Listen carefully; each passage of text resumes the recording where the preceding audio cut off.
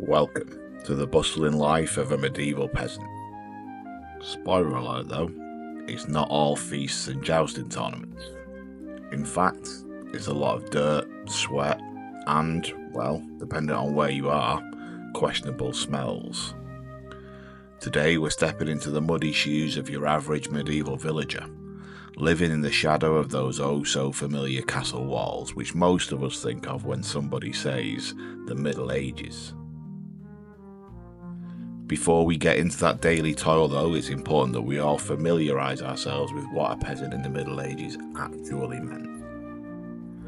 Today the term peasant is taken as an insult, right?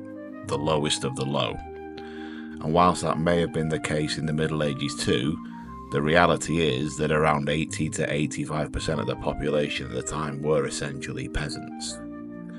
The word peasant referred to someone who made their living off the land, literally a farmer. They were there to work the land given to them by their lord, hence the term landlord, in return for taxes, or a proportion of the goods they produced on that land. Peasants in the Middle Ages wouldn't consider themselves to be hard done by. They didn't know any different. They were making their living off the land and supporting themselves and their families by producing what they needed to survive on a daily basis. Our day as a peasant begins at dawn, whether that's because of the ceaseless crowing of the cockerels, the sunlight breaking through the thatched roof, or the church bells are ringing. They had no option for a snooze button in the Middle Ages. Living in simple wooden homes, usually covered in a wattle and daub type material to retain heat, they often shared their houses with family members, and more often than not, their livestock as well, to avoid the potential of losing them to poachers or any wolf or bear roaming the surrounding countryside. And yes, before you ask, during the Middle Ages in Britain, wolves were prevalent in the British countryside.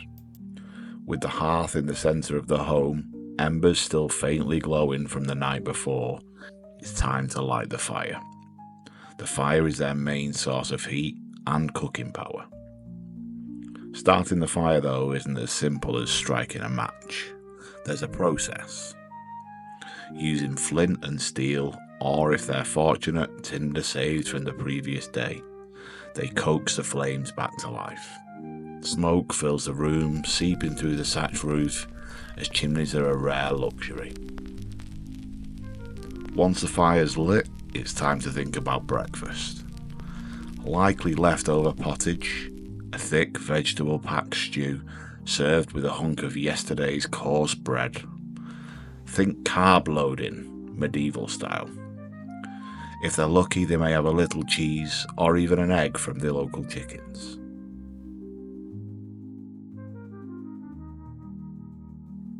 Now that they're fed and watered, likely with a dark ale brewed in the village by the brewer, using the crops from the land which the peasants produce, it's straight to the fields.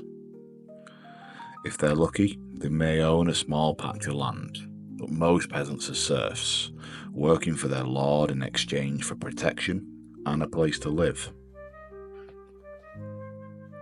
Peasants were allocated a portion of land which they must make work for them. The land, owned by the local lord, was broken down into key areas, mainly for grazing the livestock of the common folk, common pastures, and then arable land. Arable land is broken down into selions, which are passed down generation to generation by the peasants, as their land for farming daily. Their tools for getting their day's work done were often very basic. Wooden ploughs, sickles, and a lot of blood, sweat and toil, back-breaking labour each and every day in order to make sure their farms delivered for their families and the local community. Planting crops like barley, oats, wheat, peas, beans and vetches, and for those of you who are wondering, vetches are a crop similar to peas which are good for feeding the livestock. They're full of nitrogen and that helps the fields in which they grow.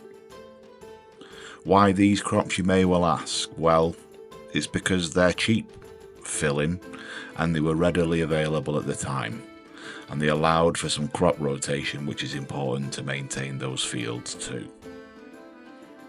Additionally, they most likely tended to livestock such as pigs, chicken, or sheep. These animals provided vital food and materials, as well as some much needed heat in the house at night. Sheep were hugely important in the Middle Ages, mainly because of their wool. This provided materials for clothing, but also for trading. Trading wool in the Middle Ages was a really good way for the peasants to better themselves and to develop their own microeconomy.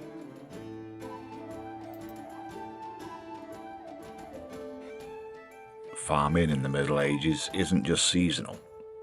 It's tied to a very strict schedule revolving around the agrarian calendar. Spring means planting, summer calls for weeding, and autumn brings a crucial harvest. Any misstep, be it bad weather, pests, or illness, could spell disaster for the family. And let's not forget the Lord's demands. A portion of the harvest must go straight to him, leaving the peasants to make do with the rest.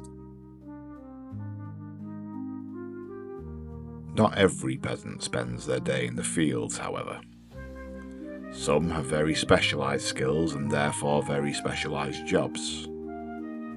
The village blacksmith, for instance, he would be busy daily forging tools and repairing ploughs, and when the Lord demands it, stocking up on weaponry and armour. The spinner or weaver sits at her wheel, transforming the raw wool from the sheep they raise into thread. These skills are highly valued, making these peasants indispensable to the community.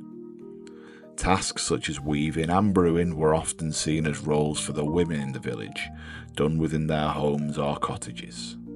This, of course, is where the term cottage industry comes from. The brewing of ale was vital to ensure the community had enough to drink, as this was shared with the whole village, without any cost or tax applied by the Lord. The children knocking about in the village were not without jobs either, by the way. Their to-do list includes fetching water from the well and collecting firewood, as well as scaring birds away from the crops, a live scarecrow if you will. It's a hands-on education that starts early, and sometimes their antics, like racing to the well or teasing the livestock, offer rare moments of levity.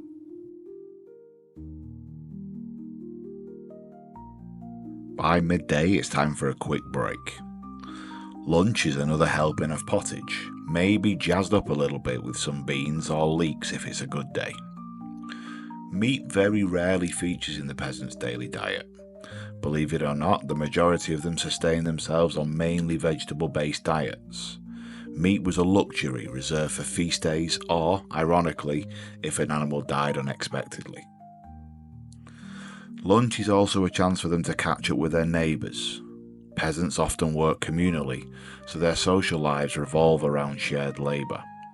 Gossiping while threshing wheat or chatting while shelling beans. That's the medieval equivalent of having a chat around the coffee machine in today's office. Communal bonds like this were crucial in tight-knit interdependent communities.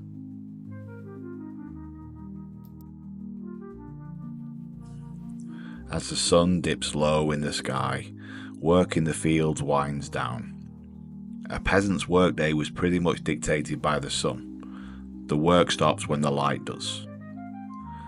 Tools are stored and animals penned for the night, but don't think the day's over yet. Peasants often took the evenings to repair tools, weave baskets, or prepare the next day's work during this time. The fields may well be quiet, but inside the cottages there's a hum of activity. Women often mending clothes by candlelight, while men sharpen tools for tomorrow's tasks. Children might well play a simple game with stones or sticks, their laughter welcome after a long day in the fields. The evening meal for our peasants is often a very humble affair. but it's oftentimes now when peasants can finally relax.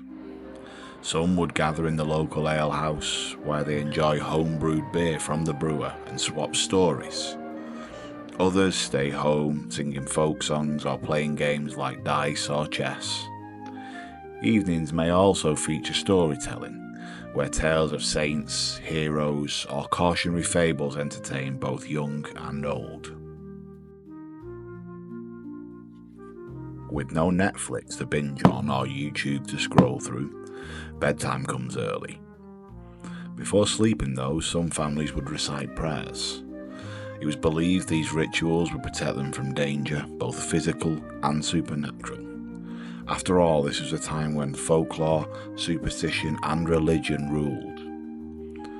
The church played a big part in the lives of everyone in the Middle Ages, and the peasants were no different. They attended church every Sunday and on all the religious feast days. This meant they were often in church upwards of 80 to 90 times a year. The services, however, right the way through to the 16th century were Catholic ceremonies, and the Bible and prayers were recited in Latin. The typical peasant could not read their Bible, and therefore likely their prayers were based on much more humble topics in the common tongue. To send the family off to sleep, they may well share tales of will-o'-the-wisp, witches, or spirits said to roam the night. It's a mix of fear and fascination that adds an air of mystery to their otherwise routine lives. And so ends a day in the life of a medieval peasant, and it all starts again at sunrise. It's hard work, sure, but there's a rhythm to it, a sense of community and connection to the land that's rare in our modern lives. It's a reminder that even in the muddiest corners of history, there's beauty to be found. Thanks for watching. If you enjoyed this glimpse into medieval life, don't forget to like, subscribe and hit that bell icon for more historical adventures. Let us know in the comments, what part of a peasant's life surprised you the most? See you next time here on HistoryTube.